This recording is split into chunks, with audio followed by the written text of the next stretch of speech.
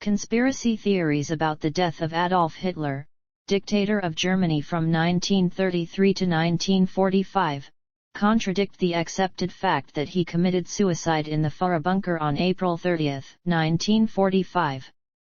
Stemming from a campaign of Soviet disinformation, most of these theories hold that Hitler and his wife, Eva Braun, survived and escaped from Berlin, with some asserting that he went to South America.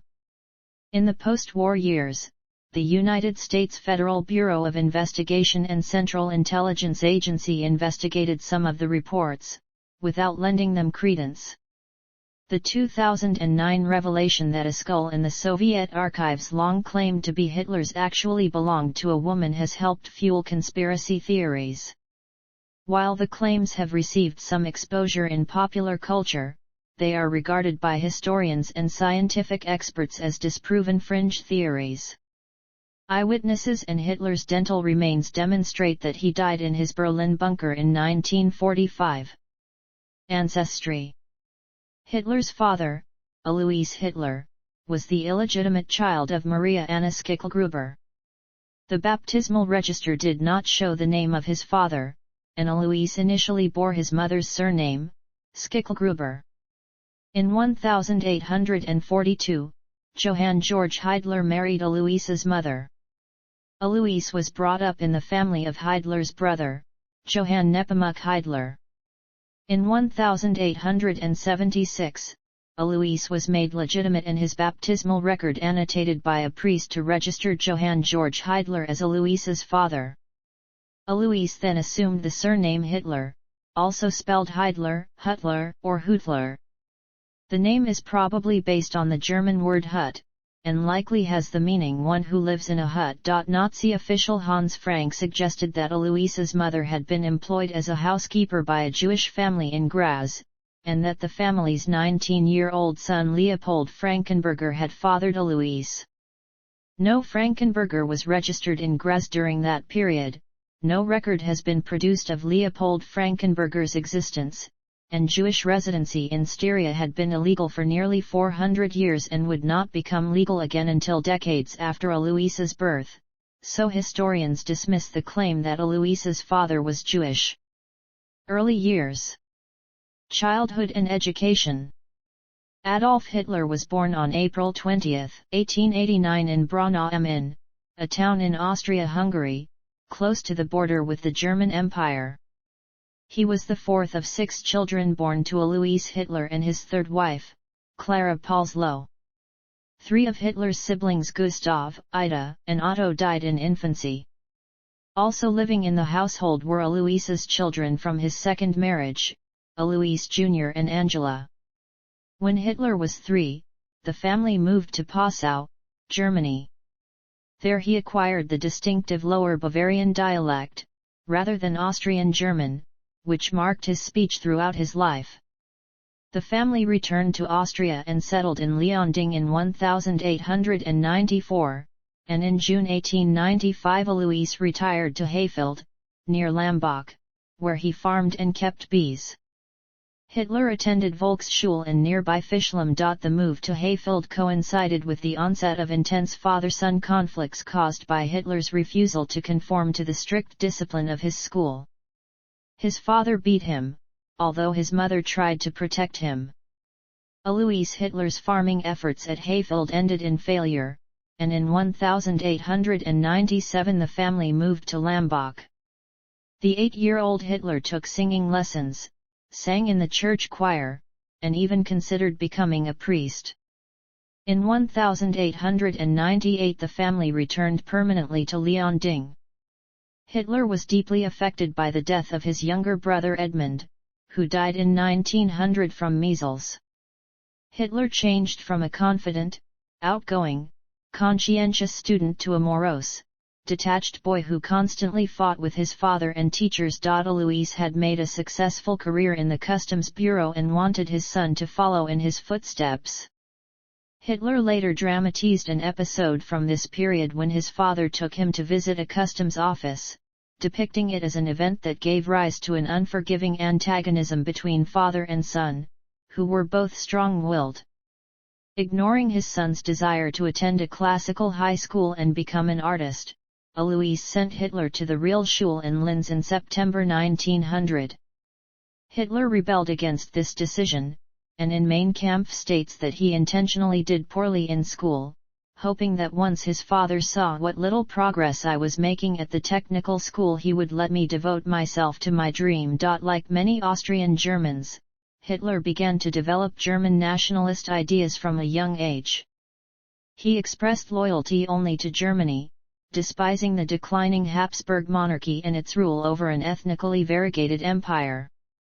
Hitler and his friends used the greeting Heil, and sang the Deutschlandlied instead of the Austrian imperial anthem. After Alois's sudden death on January 3, 1903, Hitler's performance at school deteriorated and his mother allowed him to leave. He enrolled at the Realschule in Steyr in September 1904, where his behavior and performance improved. In 1905, after passing a repeat of the final exam, Hitler left the school without any ambitions for further education or clear plans for a career. Early adulthood in Vienna and Munich. In 1907, Hitler left Linz to live and study fine art in Vienna, financed by orphans' benefits and support from his mother. He applied for admission to the Academy of Fine Arts Vienna but was rejected twice. The director suggested Hitler should apply to the School of Architecture, but he lacked the necessary academic credentials because he had not finished secondary school. On December 21, 1907, his mother died of breast cancer at the age of 47, when he himself was 18. In 1909 Hitler ran out of money and was forced to live a bohemian life in homeless shelters and a men's dormitory. He earned money as a casual laborer and by painting and selling watercolors of Vienna's sights. During his time in Vienna, he pursued a growing passion for architecture and music, attending 10 performances of Lohengrin, his favorite Wagner opera. It was in Vienna that Hitler first became exposed to racist rhetoric. Populists such as Mayor Karl Lueger exploited the climate of virulent anti-Semitism and occasionally espoused German nationalist notions for political effect. German nationalism had a particularly widespread following in the Maria Hilf district, where Hitler lived. George Ritter von Schönerer became a major influence on Hitler. He also developed an admiration for Martin Luther. Hitler read local newspapers such as Deutsches Volksblatt that fanned prejudice and played on Christian fears of being swamped by an influx of Eastern European Jews. He read newspapers and pamphlets that published the thoughts of philosophers and theoreticians such as Houston Stewart Chamberlain, Charles Darwin, Friedrich Nietzsche, Gustav Le Bon and Arthur Schopenhauer. The origin and development of Hitler's anti-Semitism remains a matter of debate. His friend, August Kubizek, claimed that Hitler was a confirmed anti-Semite before he left Linz. However, historian Brigitte Hayman describes Kubizek's claim as problematical. While Hitler states in Mein Kampf that he first became an anti-Semite in Vienna, Reinhold Hanisch, who helped him sell his paintings, disagrees. Hitler had dealings with Jews while living in Vienna. Historian Richard J. Evans states that historians now generally agree that his notorious, murderous anti-Semitism emerged well after Germany's defeat, as a product of the paranoid stab-in-the-back explanation for the catastrophe. Hitler received the final part of his father's estate in May 1913 and moved to Munich, Germany. When he was conscripted into the Austro-Hungarian army, he journeyed to Salzburg on February 5, 1914 for medical assessment. After he was deemed unfit for service, he returned to Munich. Hitler later claimed that he did not wish to serve the Habsburg Empire because of the mixture of races in its army and his belief that the collapse of Austria-Hungary was imminent. World War I. In August 1914, at the outbreak of World War I, Hitler was living in Munich and voluntarily enlisted in the Bavarian army. According to a 1924 report by the Bavarian authorities, allowing Hitler to serve was almost certainly an administrative error, since as an Austrian citizen, he should have been returned to Austria. Posted to the Bavarian Reserve Infantry Regiment 16, he served as a dispatch runner on the Western Front in France and Belgium, spending nearly half his time at the regimental headquarters in Fornes-en-Wepps, well behind the front lines. He was present at the First Battle of Ypres, the Battle of the Somme, the Battle of Arras, and the Battle of Passchendaele, and was wounded at the Somme. He was decorated for bravery, receiving the Iron Cross, 2nd class, in 1914. On a recommendation by Lieutenant Hugo Gutmann, Hitler's Jewish superior, he received the Iron Cross, 1st class on August 4, 1918, a decoration rarely awarded to one of Hitler's Gefreiter rank. He received the Black Wound Badge on May 18, 1918. During his service at headquarters, Hitler pursued his artwork, drawing cartoons and instructions for an army newspaper. During the Battle of the Somme in October 1916, he was wounded in the left thigh when a shell exploded in the dispatch runner's dugout.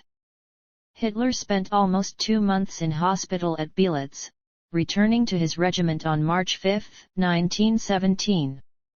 On October 15, 1918, he was temporarily blinded in a mustard gas attack and was hospitalized in Pasewalk. While there, Hitler learned of Germany's defeat, and by his own account upon receiving this news, he suffered a second bout of blindness. Hitler described the war as the greatest of all experiences, and was praised by his commanding officers for his bravery. His wartime experience reinforced his German patriotism, and he was shocked by Germany's capitulation in November 1918. His bitterness over the collapse of the war effort began to shape his ideology. Like other German nationalists, he believed the Dolchstoßlegende, which claimed that the German army, undefeated in the field, had been stabbed in the back on the home front by civilian leaders, Jews, Marxists, and those who signed the armistice that ended the fighting, later dubbed the November Criminals. The Treaty of Versailles stipulated that Germany had to relinquish several of its territories and demilitarize the Rhineland. The treaty imposed economic sanctions and levied heavy reparations on the country. Many Germans saw the treaty as an unjust humiliation. They especially objected to Article 231, which they interpreted as declaring Germany responsible for the war. The Versailles Treaty and the economic, social, and political conditions in Germany after the war were later exploited by Hitler for political gain. Entry into politics. After World War I, Hitler returned to Munich. Without formal education or career prospects, he remained in the army. In July 1919 he was appointed Verbindungsmann of an Aufklärungskommando of the Reichswehr, assigned to influence other soldiers and to infiltrate the German Workers' Party. At a DAP meeting on September 12, 1919, party chairman Anton Drexler was impressed with Hitler's oratorical skills. He gave him a copy of his pamphlet My Political Awakening, which contained anti-Semitic, nationalist, anti-capitalist, and anti-Marxist ideas. On the orders of his army superiors, Hitler applied to join the party, and within a week was accepted as party member 555. Hitler made his earliest known written statement about the Jewish question in a September 16, 1919 letter to Adolf Gemmlich.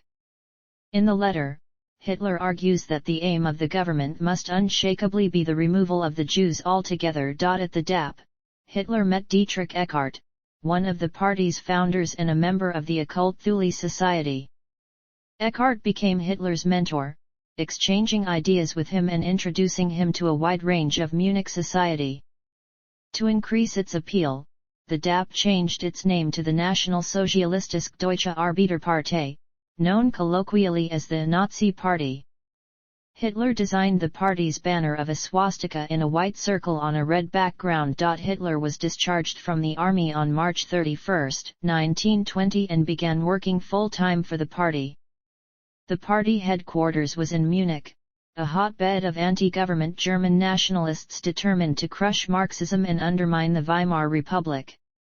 In February 1921, already highly effective at crowd manipulation, he spoke to a crowd of over 6,000.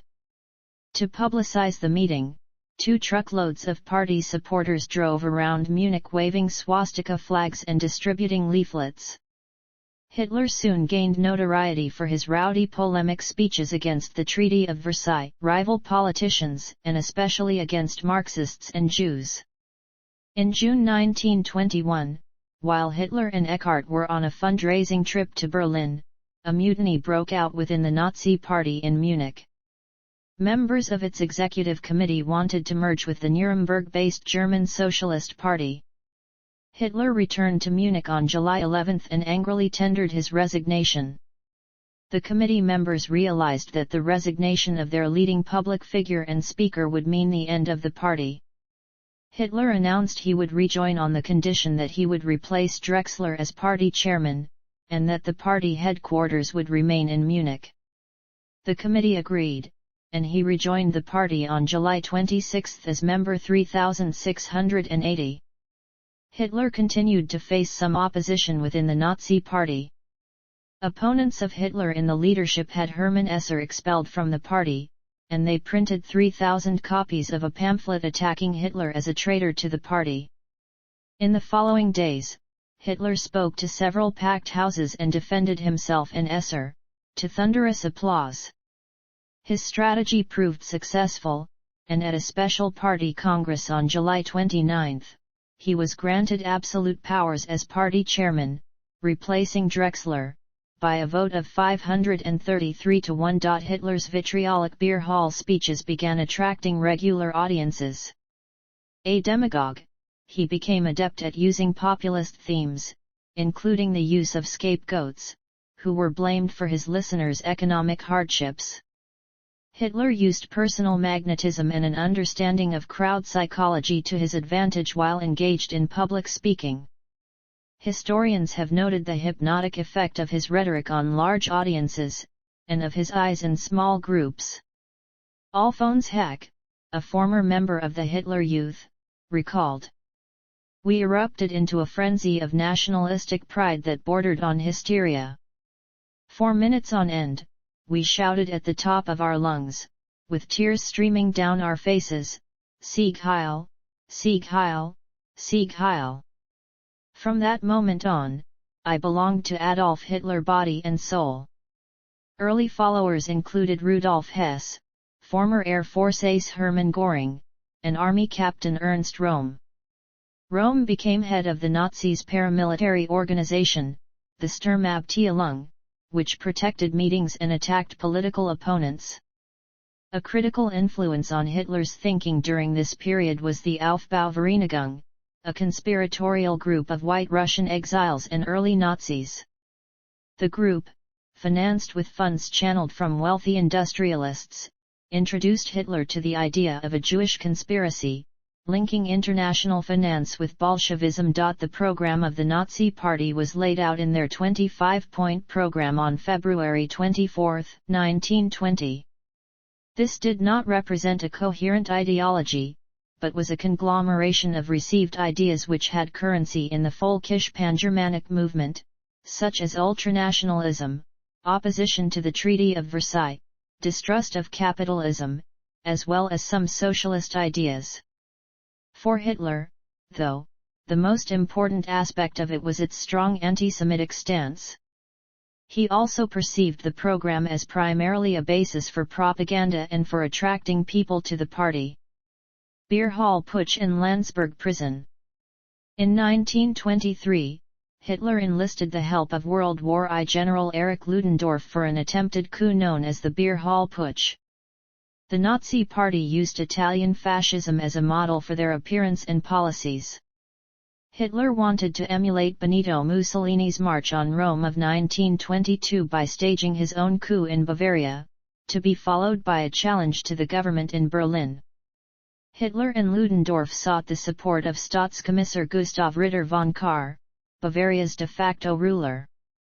However, Kahr, along with police chief Hans Ritter von Caesar and Reichswehr General Otto von Lossow, wanted to install a nationalist dictatorship without Hitler. On November 8, 1923, Hitler and the SA stormed a public meeting of 3,000 people organized by Kahr in the Burger Brockkeller, a beer hall in Munich.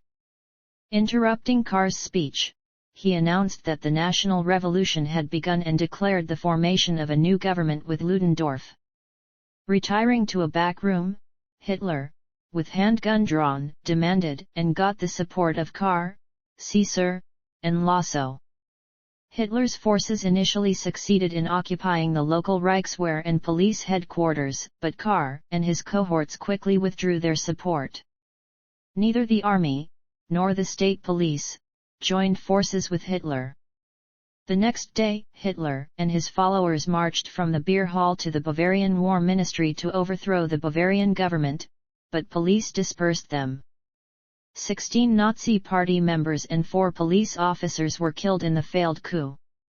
Hitler fled to the home of Ernst Hanfstaengl and by some accounts contemplated suicide. He was depressed but calm when arrested on November 11, 1923 for high treason. His trial before the Special People's Court in Munich began in February 1924, and Alfred Rosenberg became temporary leader of the Nazi Party. On April 1, Hitler was sentenced to 5 years' imprisonment at Landsberg prison. There, he received friendly treatment from the guards, and was allowed mail from supporters and regular visits by party comrades.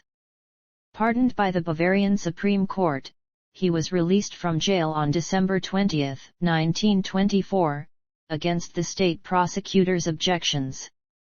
Including time on remand, Hitler served just over 1 year in prison. While at Landsberg, Hitler dictated most of the first volume of Mein Kampf at first to his chauffeur, Emil Maurice, and then to his deputy, Rudolf Hess. The book, dedicated to Thule Society member Dietrich Eckart, was an autobiography and exposition of his ideology.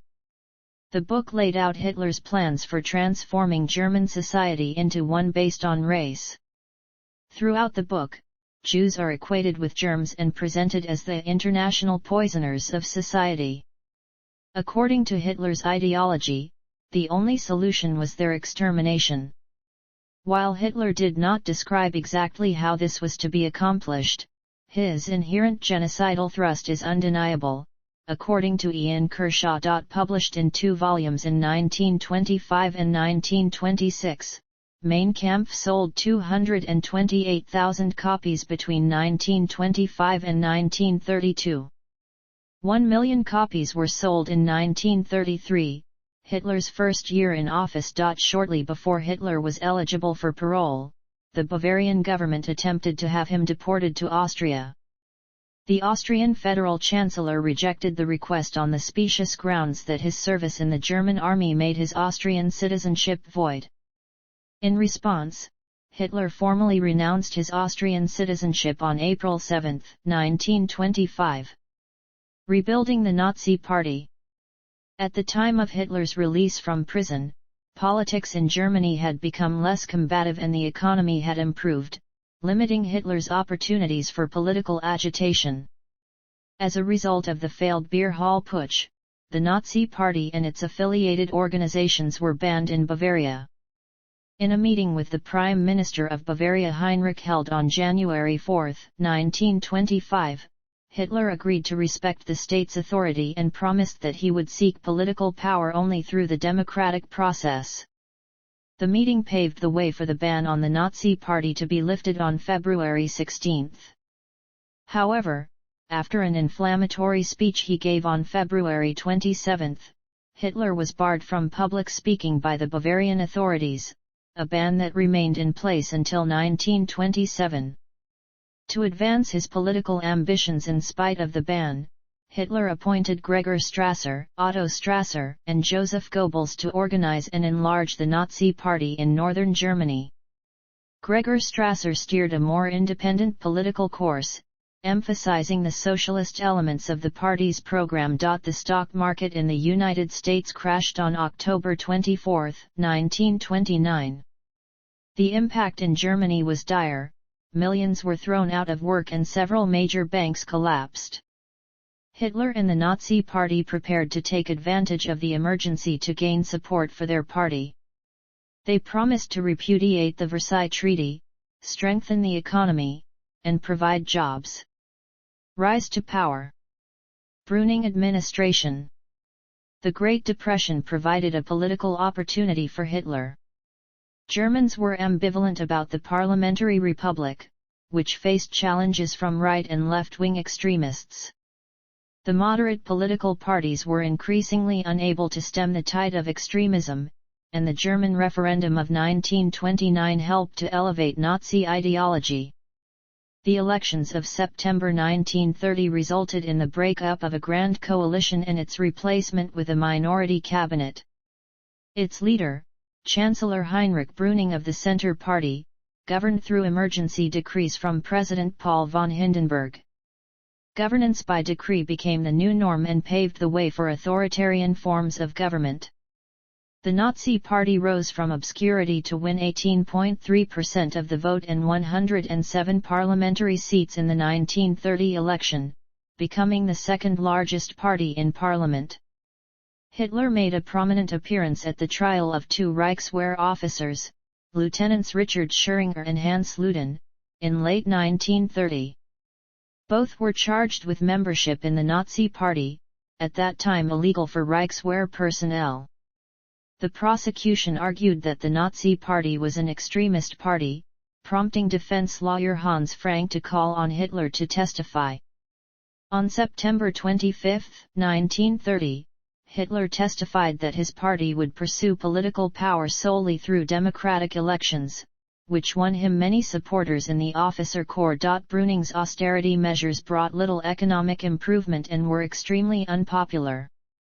Hitler exploited this by targeting his political messages specifically at people who had been affected by the inflation of the 1920s and the Depression, such as farmers, war veterans, and the middle class. Although Hitler had terminated his Austrian citizenship in 1925, he did not acquire German citizenship for almost 7 years. This meant that he was stateless, legally unable to run for public office, and still faced the risk of deportation. On February 25, 1932, the Interior Minister of Brunswick, Dietrich Klages, who was a member of the Nazi Party, appointed Hitler as administrator for the state's delegation to the Reichsrat in Berlin, making Hitler a citizen of Brunswick, and thus of Germany. Hitler ran against Hindenburg in the 1932 presidential elections. A speech to the Industry Club in Dusseldorf on January 27, 1932 won him support from many of Germany's most powerful industrialists. Hindenburg had support from various nationalist, monarchist, Catholic, and Republican parties, and some Social Democrats. Hitler used the campaign slogan Hitler über Deutschland, a reference to his political ambitions and his campaigning by aircraft.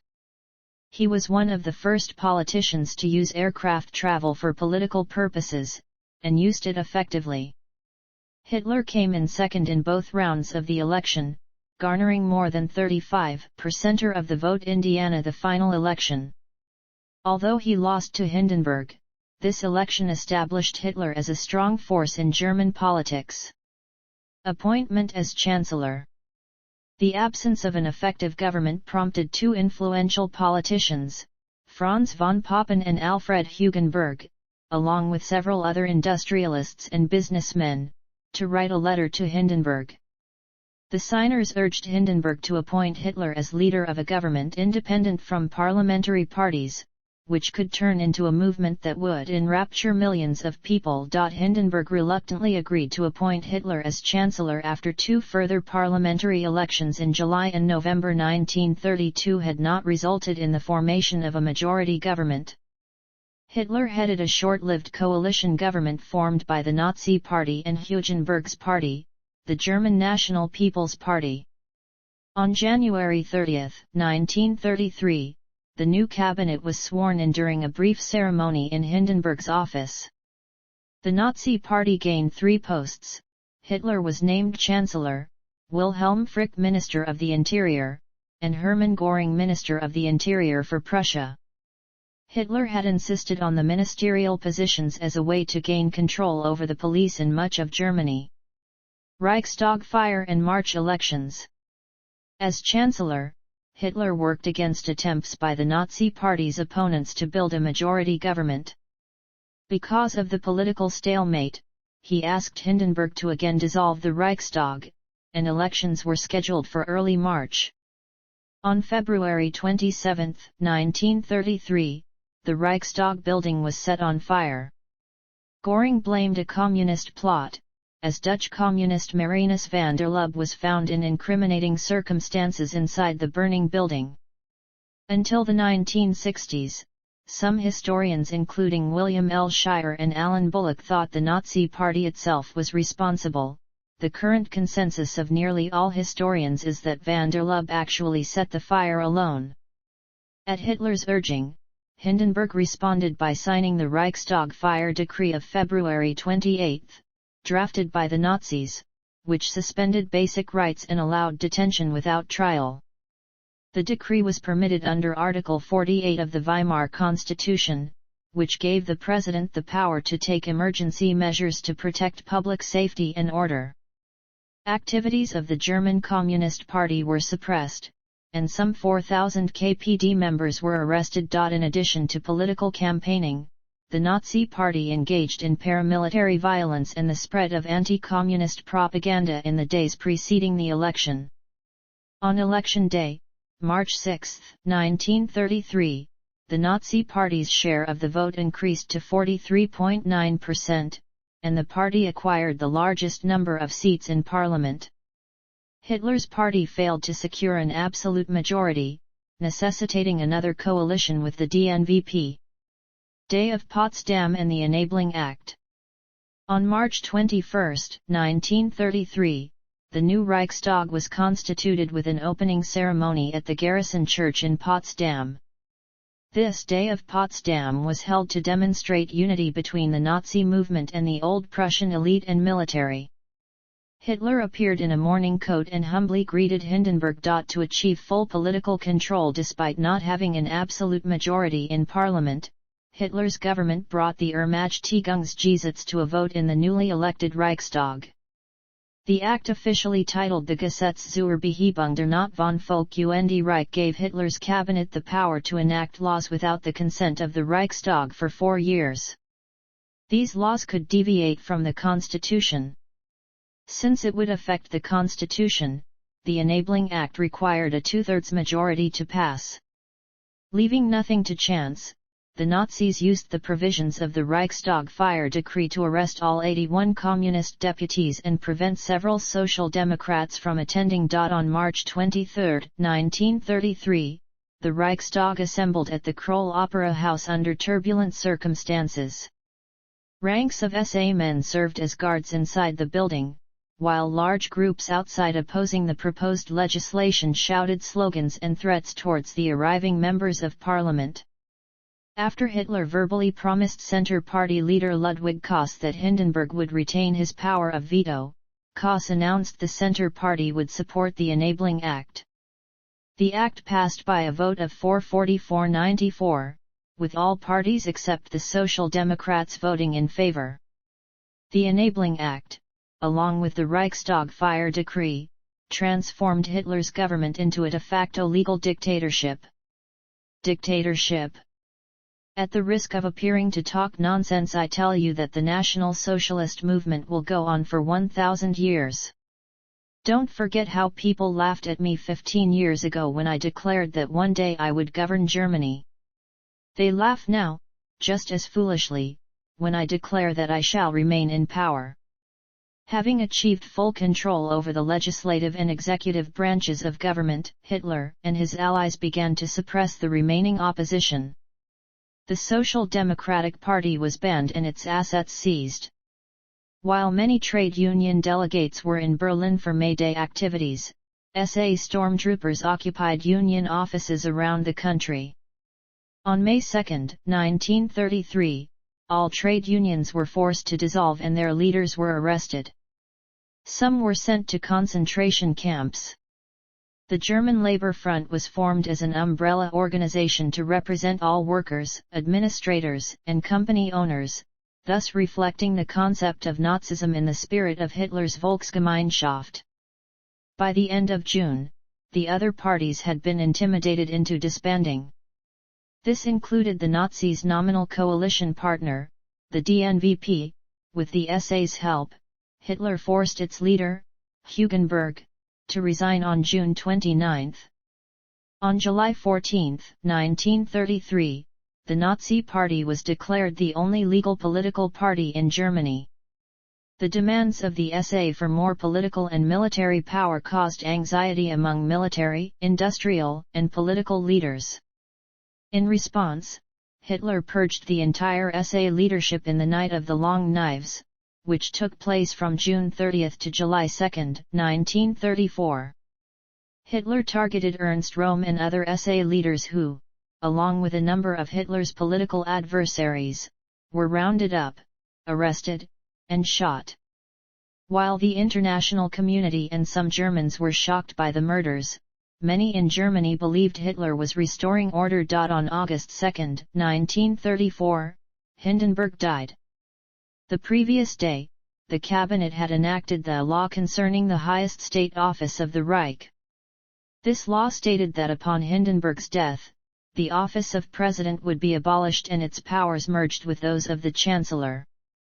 Hitler thus became head of state as well as head of government, and was formally named as Führer und Reichskanzler, although Reichskanzler was eventually quietly dropped. With this action, Hitler eliminated the last legal remedy by which he could be removed from office. As head of state, Hitler became commander-in-chief of the armed forces. Immediately after Hindenburg's death, at the instigation of the leadership of the Reichswehr, the traditional loyalty oath of soldiers was altered to affirm loyalty to Hitler personally, by name, rather than to the office of Commander-in-Chief or the state. On August 19, the merger of the presidency with the chancellorship was approved by 88% of the electorate voting Indiana a plebiscite. In early 1938, Hitler used blackmail to consolidate his hold over the military by instigating the Blomberg-Fritsch affair. Hitler forced his war minister, Field Marshal Werner von Blomberg, to resign by using a police dossier that showed that Blomberg's new wife had a record for prostitution. Army Commander Colonel General Werner von Fritsch was removed after the Schutzstaffel produced allegations that he had engaged in a homosexual relationship. Both men had fallen into disfavor because they objected to Hitler's demand to make the Wehrmacht ready for war as early as 1938. Hitler assumed Blomberg's title of Commander-in-Chief, thus taking personal command of the armed forces. He replaced the Ministry of War with the Oberkommando der Wehrmacht, headed by General Wilhelm Keitel. On the same day, 16 generals were stripped of their commands and 44 more were transferred. All were suspected of not being sufficiently pro-Nazi. By early February 1938, 12 more generals had been removed. Hitler took care to give his dictatorship the appearance of legality. Many of his decrees were explicitly based on the Reichstag fire decree and hence on Article 48 of the Weimar Constitution. The Reichstag renewed the Enabling Act twice, each time for a 4-year period. While elections to the Reichstag were still held, voters were presented with a single list of Nazis and pro-Nazi guests which carried with well over 90% of the vote. These elections were held in far from secret conditions. The Nazis threatened severe reprisals against anyone who did not vote or dared to vote no. Nazi Germany. Economy and culture. In August 1934, Hitler appointed Reichsbank President Hjalmar Schacht as Minister of Economics, and in the following year, as plenipotentiary for war economy in charge of preparing the economy for war. Reconstruction and rearmament were financed through MEFO bills, printing money, and seizing the assets of people arrested as enemies of the state, including Jews. Unemployment fell from 6 million in 1932 to 1 million in 1936. Hitler oversaw one of the largest infrastructure improvement campaigns in German history, leading to the construction of dams, autobahns, railroads, and other civil works. Wages were slightly lower in the mid to late 1930s compared with wages during the Weimar Republic, while the cost of living increased by 25%. The average work week increased during the shift to a war economy. By 1939, the average German was working between 47 and 50 hours a week. Hitler's government sponsored architecture on an immense scale. Albert Speer, instrumental in implementing Hitler's classicist reinterpretation of German culture, was placed in charge of the proposed architectural renovations of Berlin. Despite a threatened multi-nation boycott, Germany hosted the 1936 Olympic Games. Hitler officiated at the opening ceremonies and attended events at both the Winter Games in Garmisch-Partenkirchen and the Summer Games in Berlin. Rearmament and new alliances. In a meeting with German military leaders on February 3, 1933, Hitler spoke of conquest for Lebensraum in the East and its ruthless Germanization as his ultimate foreign policy objectives. In March, Prince Bernhard Wilhelm von Bülow, secretary at the Auswärtiges Amt, issued a statement of major foreign policy aims: Anschluss with Austria, the restoration of Germany's national borders of 1914, rejection of military restrictions under the Treaty of Versailles, the return of the former German colonies in Africa, and a German zone of influence in Eastern Europe. Hitler found Bülow's goals to be too modest. In speeches during this period, he stressed the peaceful goals of his policies and a willingness to work within international agreements. At the first meeting of his cabinet in 1933, Hitler prioritized military spending over unemployment relief. Germany withdrew from the League of Nations and the World Disarmament Conference in October 1933. In January 1935, over 90% of the people of the Saarland, then under League of Nations administration, voted to unite with Germany. That March, Hitler announced an expansion of the Wehrmacht to 600,000 members, 6 times the number permitted by the Versailles Treaty, including development of an air force and an increase in the size of the navy. Britain, France, Italy, and the League of Nations condemned these violations of the treaty, but did nothing to stop it. The Anglo-German Naval Agreement of June 18 allowed German tonnage to increase to 35% of that of the British Navy. Hitler called the signing of the AGNA the happiest day of his life, believing that the agreement marked the beginning of the Anglo-German alliance he had predicted in Mein Kampf. France and Italy were not consulted before the signing, directly undermining the League of Nations and setting the Treaty of Versailles on the path towards irrelevance. Germany reoccupied the demilitarized zone in the Rhineland in March 1936, in violation of the Versailles Treaty.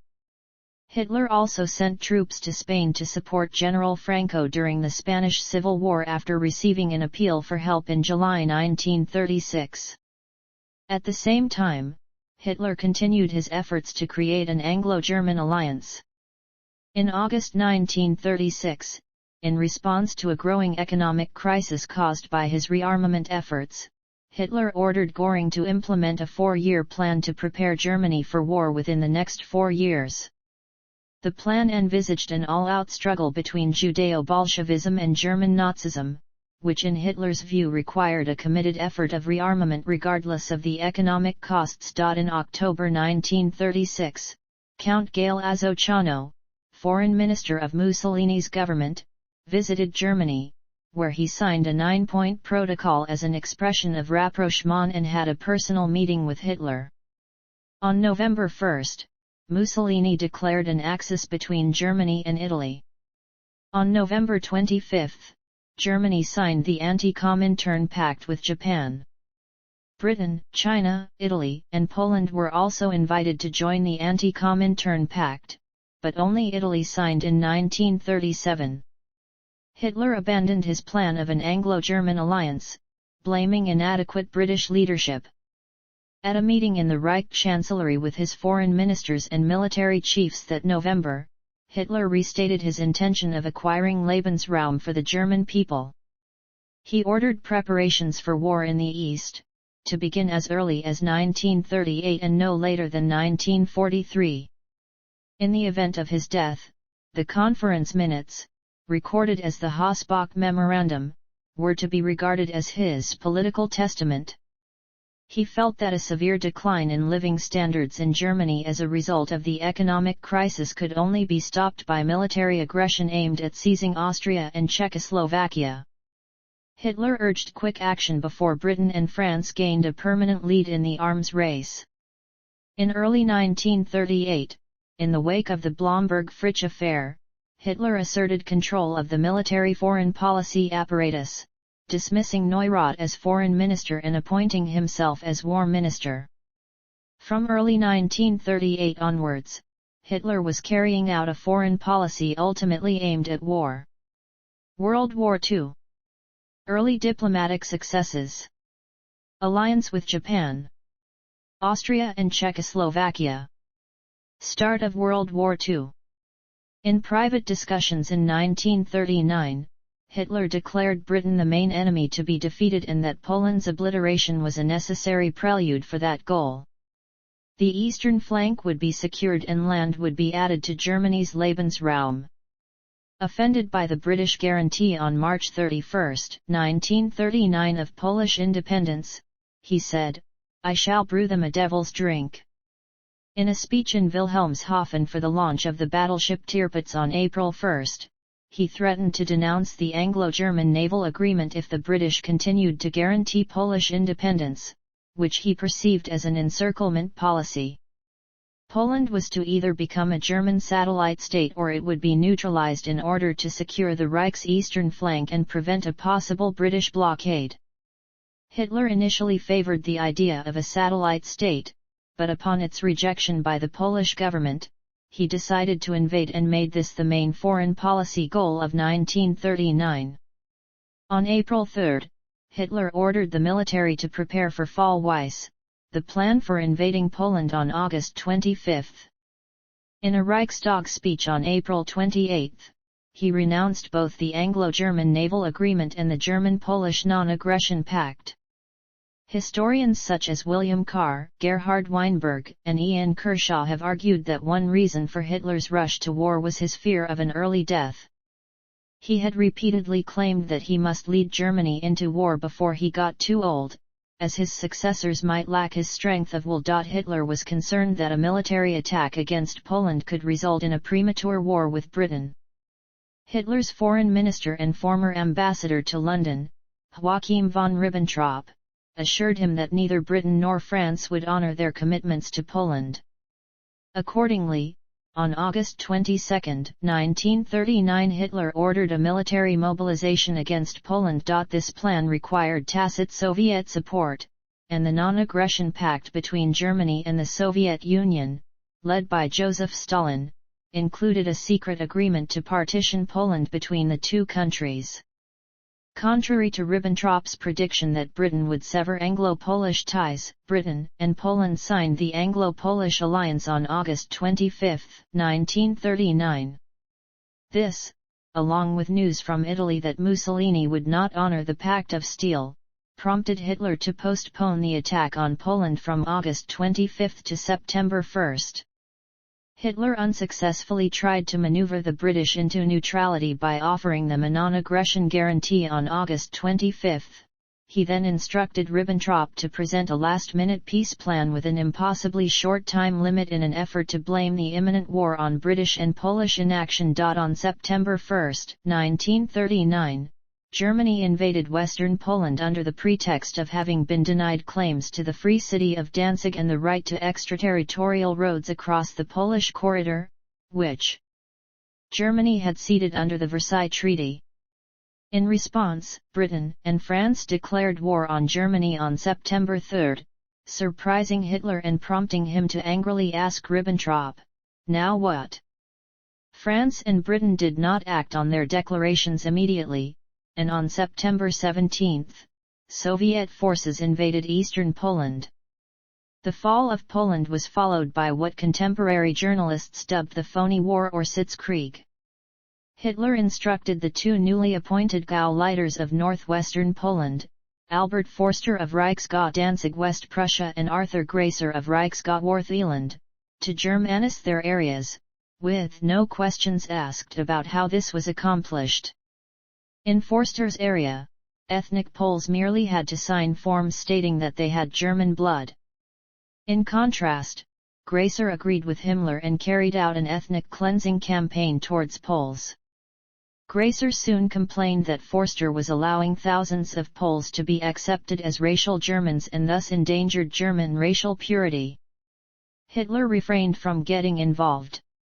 This inaction has been advanced as an example of the theory of working towards the Führer, in which Hitler issued vague instructions and expected his subordinates to work out policies on their own. Another dispute pitched one side represented by Heinrich Himmler and Gracer, who championed ethnic cleansing in Poland, against another represented by Göring and Hans Frank, who called for turning Poland into the granary of the Reich.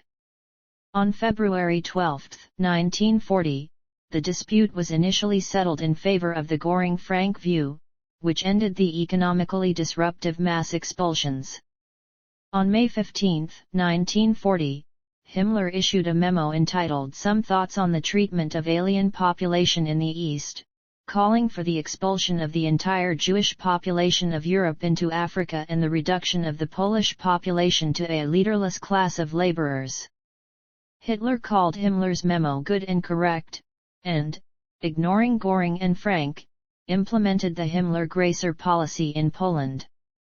On April 9, German forces invaded Denmark and Norway. On the same day Hitler proclaimed the birth of the Greater Germanic Reich, his vision of a united empire of Germanic nations of Europe in which the Dutch, Flemish, and Scandinavians were joined into a racially pure polity under German leadership. In May 1940, Germany attacked France, and conquered Luxembourg, the Netherlands, and Belgium. These victories prompted Mussolini to have Italy join forces with Hitler on June 10. France and Germany signed an armistice on June 22. Kershaw notes that Hitler's popularity within Germany and German support for the war reached its peak when he returned to Berlin on July 6 from his tour of Paris.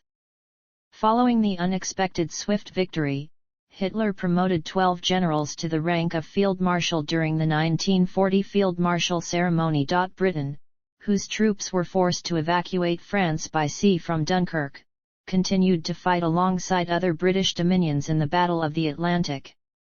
Hitler made peace overtures to the new British leader, Winston Churchill, and upon their rejection he ordered a series of aerial attacks on Royal Air Force air bases and radar stations in southeast England.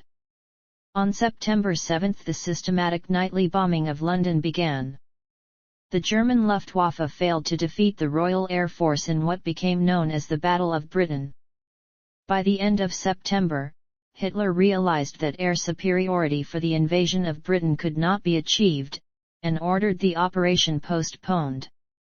The nightly air raids on British cities intensified and continued for months, including London, Plymouth, and Coventry. On September 27, 1940, the Tripartite Pact was signed in Berlin by Saber Kurusu of Imperial Japan, Hitler, and Italian Foreign Minister Ciano, and later expanded to include Hungary, Romania, and Bulgaria, thus yielding the Axis powers. Hitler's attempt to integrate the Soviet Union into the anti-British bloc failed after inconclusive talks between Hitler and Molotov in Berlin in November, and he ordered preparations for the invasion of the Soviet Union. In early 1941, German forces were deployed to North Africa, the Balkans, and the Middle East. In February, German forces arrived in Libya to bolster the Italian presence. In April, Hitler launched the invasion of Yugoslavia, quickly followed by the invasion of Greece. In May, German forces were sent to support Iraqi forces fighting against the British and to invade Crete. Path to defeat. On June 22, 1941, contravening the Molotov–Ribbentrop Pact of 1939, over 3 million Axis troops attacked the Soviet Union. This offensive was intended to destroy the Soviet Union and seize its natural resources for subsequent aggression against the Western powers. The invasion conquered a huge area, including the Baltic republics, Belarus, and West Ukraine. By early August, Axis troops had advanced 500 kilometers and won the Battle of Smolensk. Hitler ordered Army Group Center to temporarily halt its advance to Moscow and divert its panzer groups to aid in the encirclement of Leningrad and Kiev. His generals disagreed with this change, having advanced within 400 kilometers of Moscow, and his decision caused a crisis among the military leadership. The pause provided the Red Army with an opportunity to mobilize fresh reserves. Historian Russell Stolfi considers it to be one of the major factors that caused the failure of the Moscow offensive, which was resumed in October 1941 and ended disastrously in December. During this crisis, Hitler appointed himself as head of the Oberkommando des Heeres. On December 7, 1941, Japan attacked the American fleet based at Pearl Harbor, Hawaii. 4 days later, Hitler declared war against the United States. On December 18, 1941, Himmler asked Hitler what to do with the Jews of Russia, to which Hitler replied, "Als Partisanen auszurotten." Israeli historian Yehuda Bauer has commented that the remark is probably as close as historians will ever get to a definitive order from Hitler for the genocide carried out during the Holocaust. In late 1942, German forces were defeated in the Second Battle of El Alamein, thwarting Hitler's plans to seize the Suez Canal and the Middle East. Overconfident in his own military expertise following the earlier victories in 1940, Hitler became distrustful of his army high command and began to interfere in military and tactical planning, with damaging consequences. In December 1942 and January 1943, Hitler's repeated refusal to allow their withdrawal at the Battle of Stalingrad led to the almost total destruction of the Sixth Army. Over 200,000 Axis soldiers were killed and 235,000 were taken prisoner. Thereafter came a decisive strategic defeat at the Battle of Kursk. Hitler's military judgment became increasingly erratic, and Germany's military and economic position deteriorated, as did Hitler's health. Following the Allied invasion of Sicily in 1943, Mussolini was removed from power by King Victor Emmanuel III after a vote of no confidence of the Grand Council of Fascism. Marshal Pietro Badoglio, placed in charge of the government, soon surrendered to the Allies. Throughout 1943 and 1944, the Soviet Union steadily forced Hitler's armies into retreat along the Eastern Front. On June 6, 1944, the Western Allied armies landed in northern France in one of the largest amphibious operations in history, Operation Overlord. Many German officers concluded that defeat was inevitable and that continuing under Hitler's leadership would result in the complete destruction of the country. Between 1939 and 1945, there were many plans to assassinate Hitler, some of which proceeded to significant degrees. The most well-known, the July 20 plot of 1944, came from within Germany and was at least partly driven by the increasing prospect of a German defeat in the war. Part of Operation Valkyrie, the plot involved Klaus von Stauffenberg planting a bomb in one of Hitler's headquarters, the Wolf's Lair at Rassenburg. Hitler narrowly survived because staff officer Heinz Brandt moved the briefcase containing the bomb behind a leg of the heavy conference table, which deflected much of the blast. Later, Hitler ordered savage reprisals resulting in the execution of more than 4,900 people. According to British academic Dan Plesk, Hitler was put on the United Nations War Crimes Commission's first list of war criminals in December 1944, after determining that Hitler could be held criminally responsible for the acts of the Nazis in occupied countries. By March 1945 at least 7 indictments had been filed against him. Defeat and death. By late 1944, both the Red Army and the Western Allies were advancing into Germany. Recognizing the strength and determination of the Red Army, Hitler decided to use his remaining mobile reserves against the American and British armies, which he perceived as far weaker. On December 16, he launched the Ardennes offensive to incite disunity among the Western Allies and perhaps convince them to join his fight against the Soviets. After some temporary successes, the offensive failed. With much of Germany in ruins in January 1945, Hitler spoke on the radio, "However grave as the crisis may be at this moment, it will, despite everything, be mastered by our unalterable will." Acting on his view that Germany's military failures meant it had forfeited its right to survive as a nation, Hitler ordered the destruction of all German industrial infrastructure before it could fall into Allied hands. Minister for Armaments Albert Speer was entrusted with executing this scorched earth policy, but he secretly disobeyed the order.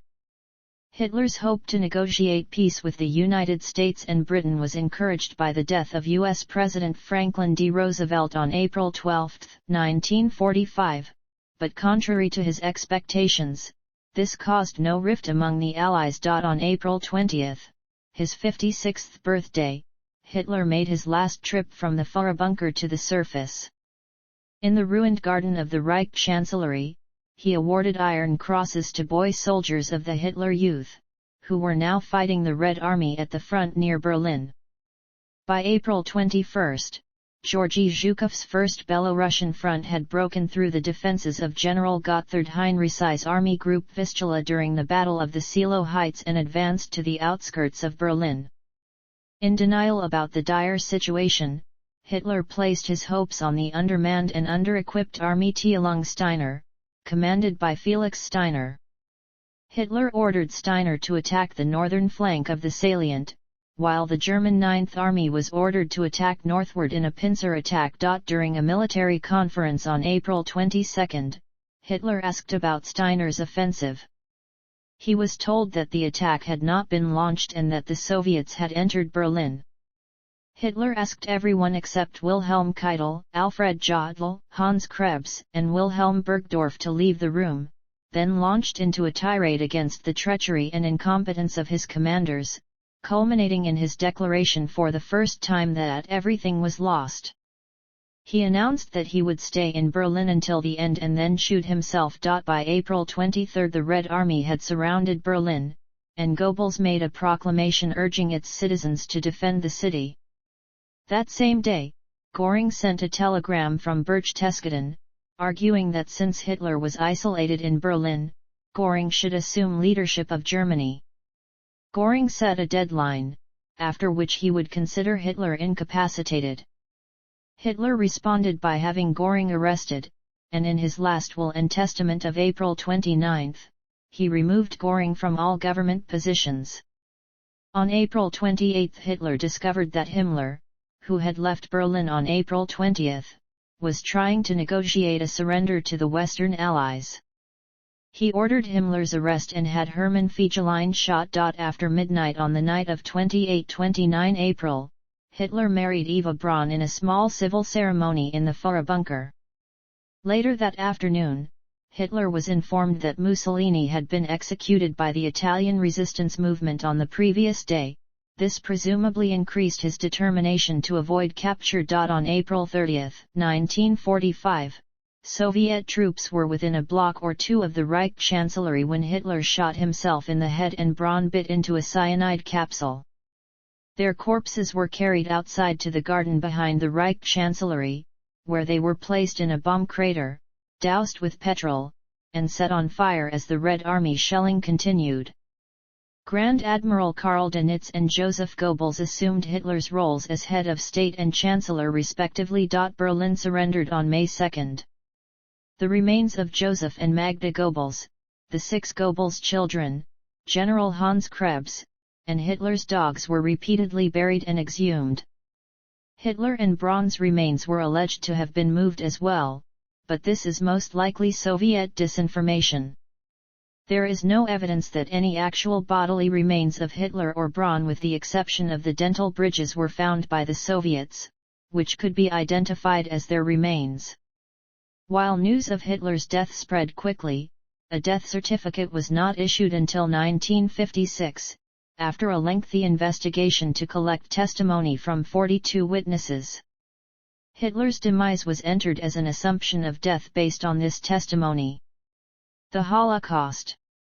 If the international Jewish financiers in and outside Europe should succeed in plunging the nations once more into a world war, then the result will not be the Bolshevization of the earth, and thus the victory of Jewry, but the annihilation of the Jewish race in Europe.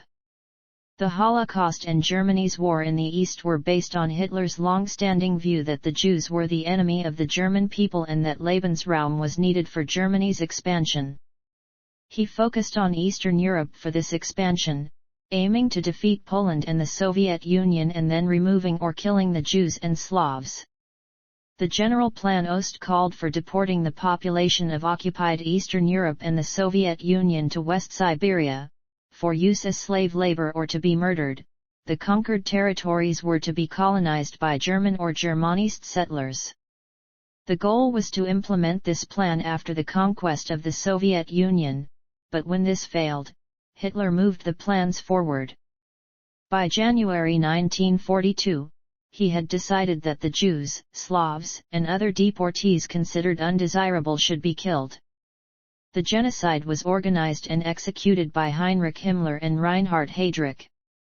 The records of the Wannsee Conference, held on January 20, 1942 and led by Heydrich, with 15 senior Nazi officials participating, provide the clearest evidence of systematic planning for the Holocaust. On February 22, Hitler was recorded saying, "We shall regain our health only by eliminating the Jews." Similarly, at a meeting in July 1941 with leading functionaries of the Eastern Territories, Hitler said that the easiest way to quickly pacify the areas would be best achieved by shooting everyone who even looks odd. Although no direct order from Hitler authorizing the mass killings has surfaced, his public speeches, orders to his generals, and the diaries of Nazi officials demonstrate that he conceived and authorized the extermination of European Jewry. During the war, Hitler repeatedly stated his prophecy of 1939 was being fulfilled, namely, that a world war would bring about the annihilation of the Jewish race. Hitler approved the Einsatzgruppen killing squads that followed the German army through Poland, the Baltic, and the Soviet Union and was well informed about their activities. By summer 1942, Auschwitz concentration camp was expanded to accommodate large numbers of deportees for murder or enslavement. Scores of other concentration camps and satellite camps were set up throughout Europe, with several camps devoted exclusively to extermination.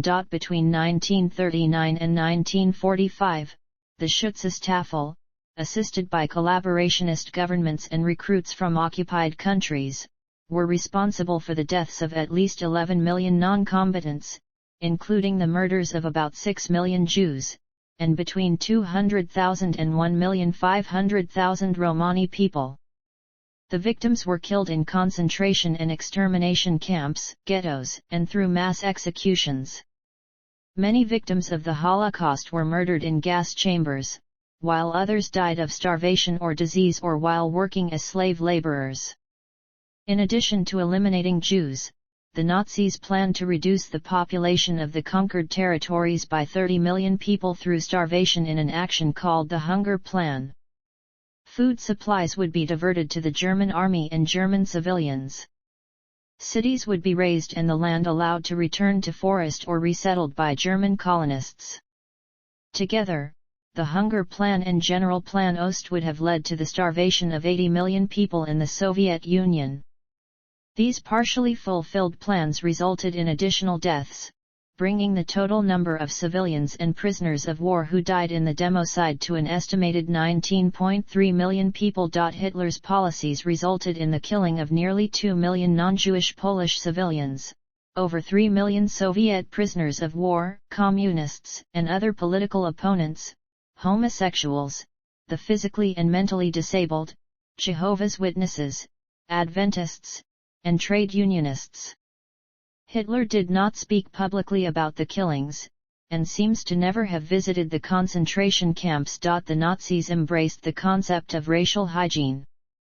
On September 15, 1935, Hitler presented two laws known as the Nuremberg Laws to the Reichstag.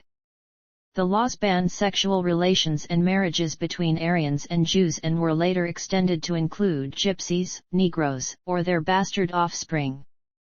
The laws stripped all non-Aryans of their German citizenship and forbade the employment of non-Jewish women under the age of 45 in Jewish households. Hitler's early eugenic policies targeted children with physical and developmental disabilities in a program dubbed Action Brandt, and he later authorized a euthanasia program for adults with serious mental and physical disabilities, now referred to as Action T4. Leadership style. Hitler ruled the Nazi Party autocratically by asserting the Führerbunker. The principle relied on absolute obedience of all subordinates to their superiors, thus, he viewed the government structure as a pyramid, with himself the infallible leader at the apex. Rank in the party was not determined by elections. Positions were filled through appointment by those of higher rank, who demanded unquestioning obedience to the will of the leader. Hitler's leadership style was to give contradictory orders to his subordinates and to place them into positions where their duties and responsibilities overlapped with those of others, to have the stronger one the job. In this way, Hitler fostered distrust, competition, and infighting among his subordinates to consolidate and maximize his own power. His cabinet never met after 1938, and he discouraged his ministers from meeting independently. Hitler typically did not give written orders, instead, he communicated verbally, or had them conveyed through his close associate Martin Bormann. He entrusted Bormann with his paperwork, appointments, and personal finances. Bormann used his position to control the flow of information and access to Hitler. Hitler dominated his country's war effort during World War II to a greater extent than any other national leader.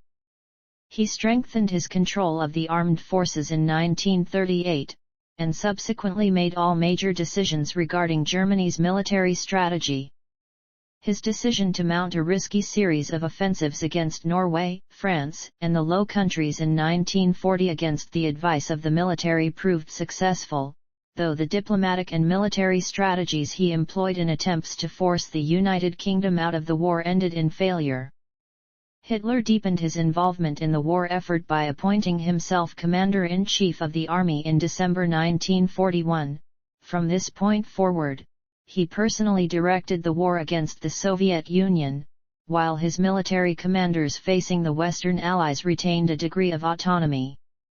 Hitler's leadership became increasingly disconnected from reality as the war turned against Germany, with the military's defensive strategies often hindered by his slow decision-making and frequent directives to hold untenable positions. Nevertheless, he continued to believe that only his leadership could deliver victory. In the final months of the war, Hitler refused to consider peace negotiations, regarding the destruction of Germany as preferable to surrender. The military did not challenge Hitler's dominance of the war effort, and senior officers generally supported and enacted his decisions. Personal life. Family. Hitler created a public image as a celibate man without a domestic life, dedicated entirely to his political mission and the nation. He met his lover, Eva Braun, in 1929, and married her on April 29, 1945, one day before they both committed suicide. In September 1931, his half-niece, Julie Robel, took her own life with Hitler's gun in his Munich apartment. It was rumored among contemporaries that Julie was in a romantic relationship with him, and her death was a source of deep, lasting pain. Paula Hitler, the younger sister of Hitler and the last living member of his immediate family, died in June 1960. Views on religion. Hitler was born to a practicing Catholic mother and an anti-clerical father. After leaving home, Hitler never again attended Mass or received the sacraments. Speer states that Hitler railed against the Church to his political associates, and though he never officially left the church, he had no attachment to it. He adds that Hitler felt that in the absence of organized religion, people would turn to mysticism, which he considered regressive. According to Speer, Hitler believed that Japanese religious beliefs or Islam would have been a more suitable religion for Germans than Christianity, with its meekness and flabbiness. Historian John S. Conway states that Hitler was fundamentally opposed to the Christian churches. According to Bullock, Hitler did not believe in God, was anti-clerical, and held Christian ethics in contempt because they contravened his preferred view of survival of the fittest. He favored aspects of Protestantism that suited his own views, and adopted some elements of the Catholic Church's hierarchical organization, liturgy, and phraseology. In a 1932 speech, Hitler stated that he was not a Catholic, and declared himself a German Christian. In a conversation with Albert Speer, Hitler said, "Through me the evangelical church could become the established church, as in England." Hitler viewed the church as an important politically conservative influence on society, and he adopted a strategic relationship with it that suited his immediate political purposes. In public, Hitler often praised Christian heritage and German Christian culture, though professing a belief in an Aryan Jesus who fought against the Jews. Any pro-Christian public rhetoric contradicted his private statements, which described Christianity as absurdity and nonsense founded on lies. According to a U.S. Office of Strategic Services report, The Nazi Master Plan, Hitler planned to destroy the influence of Christian churches within the Reich. His eventual goal was the total elimination of Christianity. This goal informed Hitler's movement early on, but he saw it as inexpedient to publicly express this extreme position. According to Bullock, Hitler wanted to wait until after the war before executing this plan. Speer wrote that Hitler had a negative view of Himmler's and Alfred Rosenberg's mystical notions and Himmler's attempt to mythologize the SS. Hitler was more pragmatic, and his ambitions centered on more practical concerns. Health. Researchers have variously suggested that Hitler suffered from irritable bowel syndrome, skin lesions, irregular heartbeat, coronary sclerosis, Parkinson's disease, syphilis, giant cell arteritis, tinnitus, and monarchism. In a report prepared for the OSS in 1943, Walter C. Langer of Harvard University described Hitler as a neurotic psychopath. In his 1977 book The Psychopathic God, Adolf Hitler, historian Robert G. L. Waite proposes that he suffered from borderline personality disorder. Historians Henrik Eberle and Hans Joachim Neumann consider that while he suffered from a number of illnesses including Parkinson's disease, Hitler did not experience pathological delusions and was always fully aware of, and therefore responsible for, his decisions. Sometime in the 1930s, Hitler adopted a mainly vegetarian diet, avoiding all meat and fish from 1942 onwards. At social events, he sometimes gave graphic accounts of the slaughter of animals in an effort to make his guests shun meat. Bormann had a greenhouse constructed near the Berghof to ensure a steady supply of fresh fruit and vegetables for Hitler. Hitler stopped drinking alcohol around the time he became vegetarian and thereafter only very occasionally drank beer or wine on social occasions. He was a non-smoker for most of his adult life, but smoked heavily in his youth. He eventually quit, calling the habit a waste of money. He encouraged his close associates to quit by offering a gold watch to anyone able to break the habit. Hitler began using amphetamine occasionally after 1937 and became addicted to it in late 1942. Speer linked this use of amphetamine to Hitler's increasingly erratic behavior and inflexible decision-making. Prescribed 90 medications during the war years by his personal physician, Theodor Morell, Hitler took many pills each day for chronic stomach problems and other ailments. He regularly consumed amphetamine, barbiturates, opiates, and cocaine, as well as potassium bromide and atropa belladonna. He suffered ruptured eardrums as a result of the July 20 plot bomb blast in 1944, and 200 wood splinters had to be removed from his legs. Newsreel footage of Hitler shows tremors in his left hand and a shuffling walk, which began before the war and worsened towards the end of his life. Ernst Günther Schenk and several other doctors who met Hitler in the last weeks of his life also formed a diagnosis of Parkinson's disease. Legacy. Hitler's suicide was likened by contemporaries to a spell being broken. Public support for Hitler had collapsed by the time of his death and few Germans mourned his passing. Kershaw argues that most civilians and military personnel were too busy adjusting to the collapse of the country or fleeing from the fighting to take any interest. According to historian John Toland, Nazism burst like a bubble without its leader. Kershaw describes Hitler as the embodiment of modern political evil. Never in history has such ruination, physical and moral, been associated with the name of one man, he adds. Hitler's political program brought about a world war, leaving behind a devastated and impoverished Eastern and Central Europe.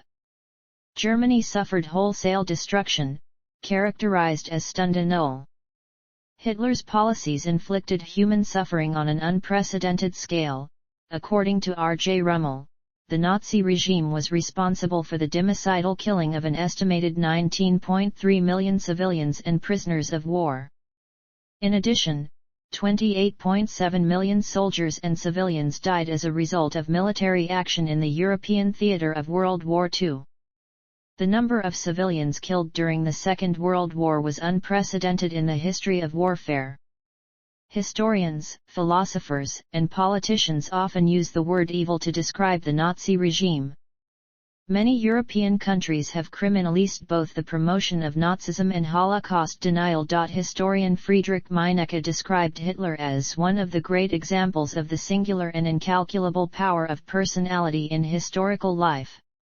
English historian Hugh Trevor Roper saw him as among the terrible simplifiers of history, the most systematic, the most historical, the most philosophical, and yet the coarsest, cruelest, least magnanimous conqueror the world has ever known. For the historian John M. Roberts, Hitler's defeat marked the end of a phase of European history dominated by Germany. In its place emerged the Cold War, a global confrontation between the Western Bloc, dominated by the United States and other NATO nations, and the Eastern Bloc, dominated by the Soviet Union. Historian Sebastian Hafner asserts that without Hitler and the displacement of the Jews, the modern nation-state of Israel would not exist. He contends that without Hitler, the decolonization of former European spheres of influence would have been postponed. Further, Hafner claims that other than Alexander the Great, Hitler had a more significant impact than any other comparable historical figure, in that he too caused a wide range of worldwide changes in a relatively short time span. In propaganda, Hitler exploited documentary films and newsreels to inspire a cult of personality. He was involved and appeared in a series of propaganda films throughout his political career, many made by Leni Riefenstahl, regarded as a pioneer of modern filmmaking. Hitler's propaganda film appearances include Der Sieg des Glaubens, Triumph des Willens, Tag der Freiheit, Unser Wehrmacht, Olympia. See also Bibliography of Adolf Hitler, Führermuseum, Hitler and Mannerheim recording, Julius Schwab Chief Aide, Karl Mayer Hitler's superior in Army Intelligence 1919–1920, Karl Wilhelm Krauss personal valet. List of Adolf Hitler's personal staff. List of streets named after Adolf Hitler. Paintings by Adolf Hitler. Toothbrush mustache, also known as a Hitler mustache, a style of facial hair. Notes. Citations.